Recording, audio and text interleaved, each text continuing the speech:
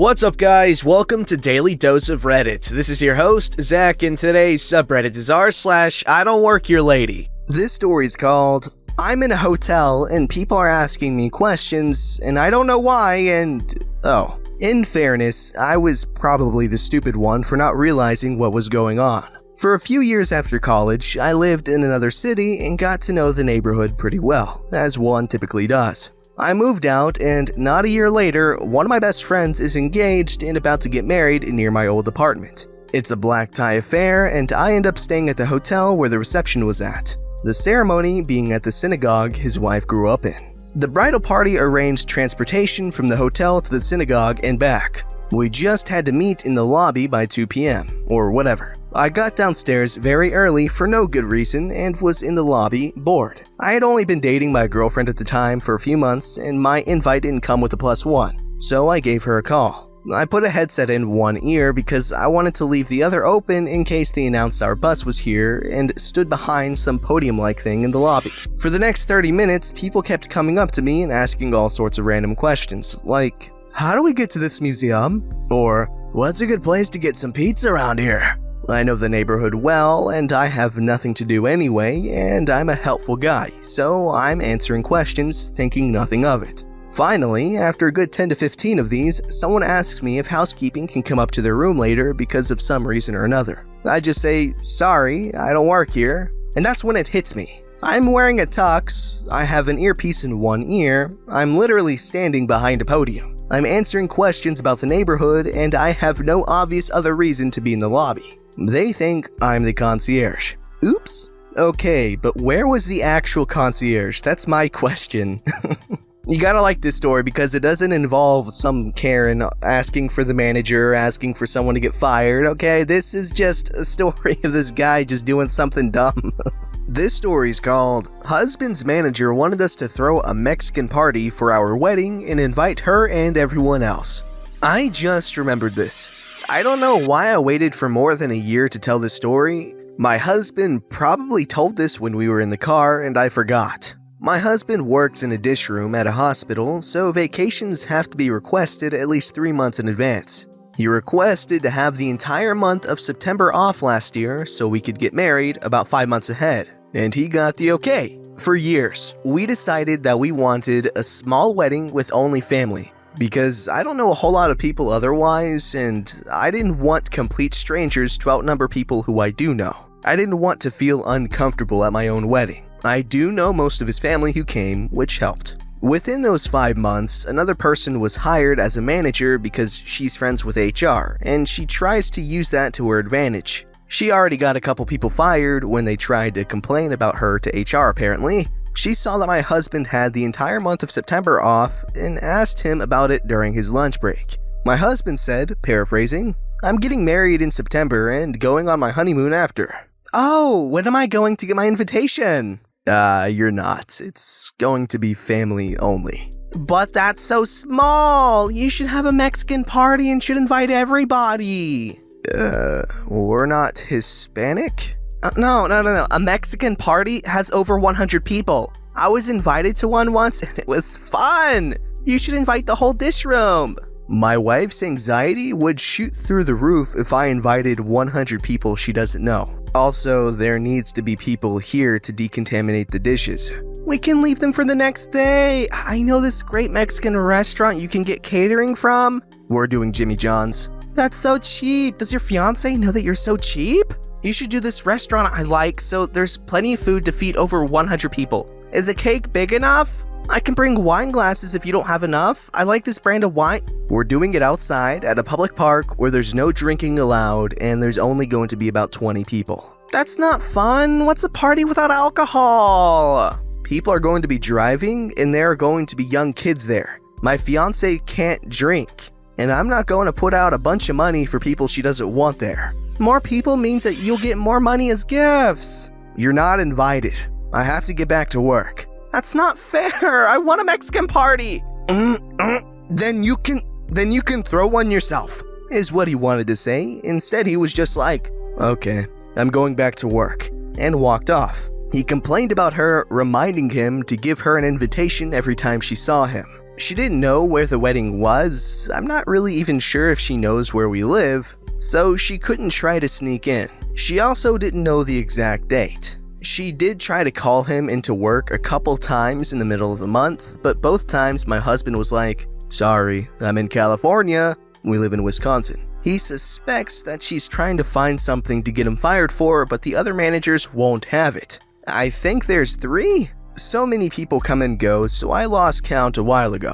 And for the record, I planned the entire wedding. I mean, we both discussed what we wanted, but I'm the one who chose the specifics, like food and location. I chose Jimmy John's because it was outdoors around noon, so I didn't want people sleeping on the picnic tables. That and my parents had sandwiches at their wedding, and I remember that little detail. I was 3 or 4 when they got married. And I chose a park that has a nice field and a small playground for my niece and one of my husband's cousins. Or second cousin? I can't remember. They were both 3 and 4 at the time. I don't understand why she kept on calling it a Mexican party instead of a big party.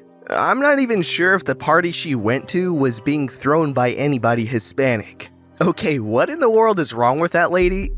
She needs to realize that this isn't a party, that this is a wedding. A pretty important day for most people, I feel like. Like, geez, that woman's behavior was just completely inappropriate. Like, where the heck did you get the name Mexican Party? Like, is that offensive? I feel like it should be offensive. This story's called Price Match Doesn't Work Like That. This happened in 2016 when I worked for a supplement store. I was the store assistant manager and training up a new employee. A woman walked in and began looking through various things.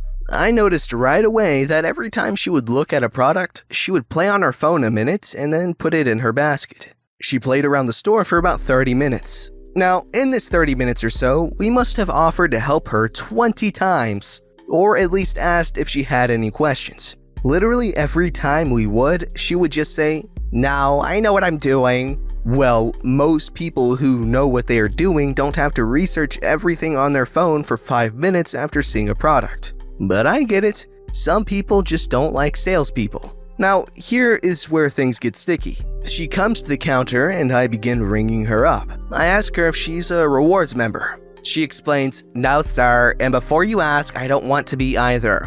Okay, fine, no biggie. So I continue. The woman mentions that she could get a lot of supplements from another store much cheaper, and she knew for a fact that they were the same ones. I explained we would price match them if she could prove the pricing to us. She absolutely refused. "It's not my job to ensure your pricing is fair. That's your job.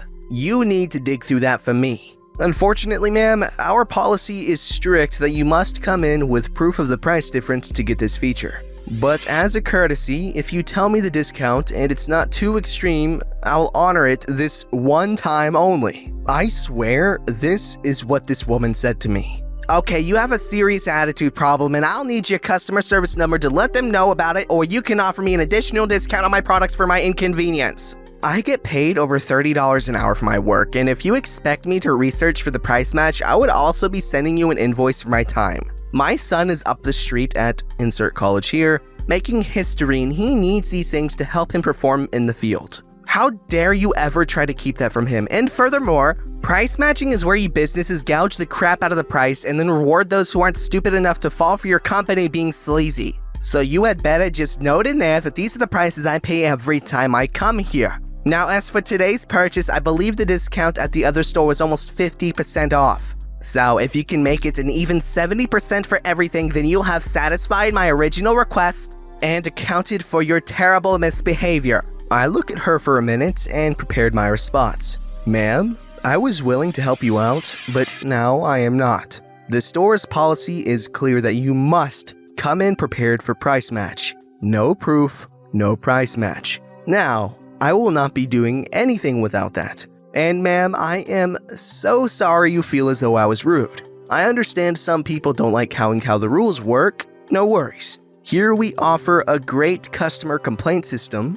Go to the website and submit. If you don't have a computer, call this automated line. Your total today is full price." This woman literally just said, "Oh my god," and "This isn't over," when she stormed out of the store.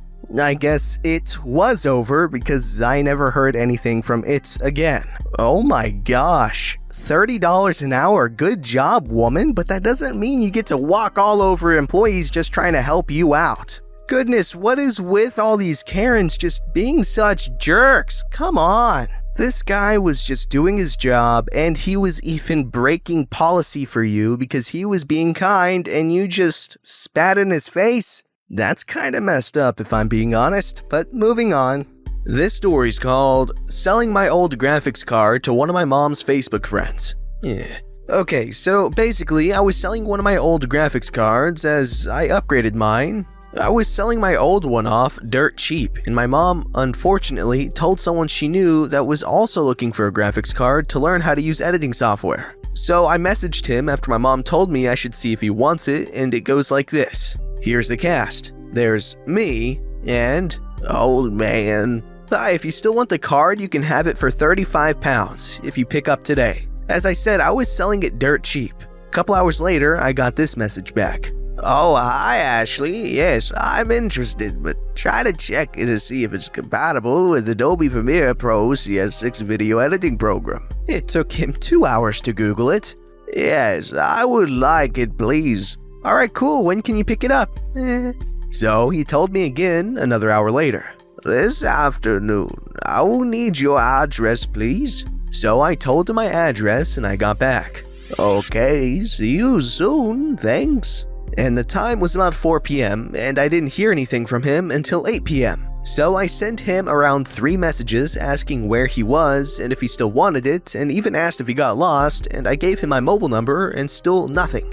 And 9 p.m. rolled around, so I said, hi, I was wondering if he still wanted it as it's getting a little late. And the worst part about this, all I got back was, no thanks. And then one of the like emojis on Facebook. I said, alright, and left it at that and put it on the marketplace as I wasn't urgent to sell it, so I didn't think much of it. And around about 11:30 p.m. rolls around and I get this message. I came over to you only to find that you didn't open the door. I knocked and rang the doorbell, especially after I walked all around the housing estate to find you. First of all, I have CCTV and no one came and I was waiting for him to come. Second of all, why would you walk all around my estate looking for me? So I thought that was a bit weird, so I said, are you sure you have the right house? As my estate is pretty hard to get around and can easily get lost or wind up in a different way. No, I went to your white door and knocked multiple times and even rang your doorbell. The funny thing about this is that I don't have a doorbell and my door is blue, and I told him this and said, you must have gone to the wrong door. It's still here if you want to come back and get it, or I can deliver it for free if you're local. I decided to be nice. He's fairly old, maybe late 70s, early 80s, and this is the final message I got from him and decided to block him and not deal with him anymore. Well, it's your fault. I went to the wrong house. You should have waited outside for me. Can I add, he didn't tell me a time, he just said afternoon. You should take the time to deliver it to me for free. I'm not paying for it. I was blindsided by it. I didn't know what to say or do, so I just blocked him. 20 minutes roll by and he freaking calls me screaming and shouting down the phone saying, you owe me petrol money and the graphics card. And I couldn't get a word in edgewise, so I hung up. It's around 1 a.m. right now and I need to go to bed for work the next day, and he kept calling, so I blocked his number. And in the morning, I told my mom, and apparently he came into my mom's work saying I was shouting at him and saying I wanted 5 times the amount I said I would sell it for, and one thing led to another, and he's now banned from my mom's bakery. He goes there pretty much every day and tries to go there every week when he thinks my mom's not working, but all of her workers that know him don't let him in. Okay, first of all, punctuation, please. Anyways, about this story, yeah, this is why I hate selling platforms, because there's so many, annoying people. For instance, I was trying to sell my laptop and this guy asked if I could hold it for him, and he was a Marine. I was like, you know what, hey, yeah, sure. And I refused 3 higher offers for this dude. And then the day comes around where he's supposed to pay, and I shoot him a message. I'm like, hey, what's up? No response. I know it's not exactly the same situation, but I hate selling things because people either lowball you, waste your time, or just a general nuisance to work with. Anyways, moving on.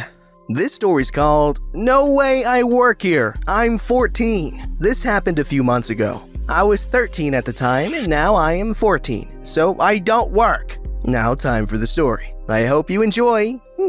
I walked in a Best Buy by myself while my brother was in the car. I ran in there to get what he wanted. There I was, wearing a blue shirt. It wasn't polo or buttoned up, just a normal t-shirt with brown joggers on. I can see how she may have gotten me confused with a worker, as I do look like them. When I got there, I went straight to the electronics department. I was there checking for the game he wanted, Call of Duty World War II. I don't know why he wanted it, even though it was pretty old. The woman, Karen, walks up to me and starts asking where a certain game for her son was. The conversation went as follows. Hello, Best Buy worker. My son is looking for a game I forgot the name of. Oh, I'm sorry. I don't work here, but I can show you where it is. Karen makes the most surprising face ever. What? But you are wearing the uniform. Don't lie to me. Just take me where I need to go. Ma'am, I'm not gonna take you since you are acting too rude. I didn't walk away from the aisle, but I basically made a lap around it. Apparently, Karen followed me the whole way because when I got back, she was right behind me. She then decided to discipline me and tell me about how much of a liar I was. She then decided to use racial profiling and started insulting my life. Here is how it went. You are going to show me where it is. You insert bad word that would apparently get the kid banned. Ma'am, I am 14 and I don't work. That would be illegal. Now, if you would please get away. She cuts me off. Listen here, you asterisk. You are going to take me to the aisle right now or I will have your job. Don't you have something better to do? After that, I see my brother walking into Best Buy. I thought, oh, thank God, someone is going to save me from this crazy lady. She keeps ranting me on how dumb I was and how she was going to take my job. The weird thing is, I haven't seen her child once. My brother sees her and walks in front of me. The conversation went as followed. Whoa. What is going on over here? Finally, the manager. You need to fire this employee. He's being disrespectful to the customer, and he's not doing what I have asked of him. You know what? You're fired. Me? You have done this too much, you lazy bum. I got confused for a while before I realized how it made Karen look, and I went along with the acting. Okay, fine. I take Call of Duty World War II, buy it, and walk into the car. The whole time, Karen was looking dumbfounded because I just bought a game, and I sat in the passenger seat, not the driver's seat. My brother hops in and drives away with me. I'm glad I wiped that poop-eating grin off of Karen's face. I have never seen her since.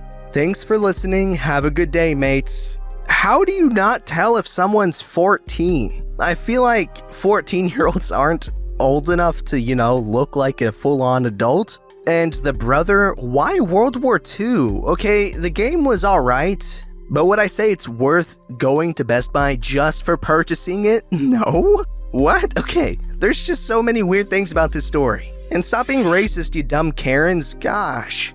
Don't forget to like, subscribe, and hit that bell to never miss an episode.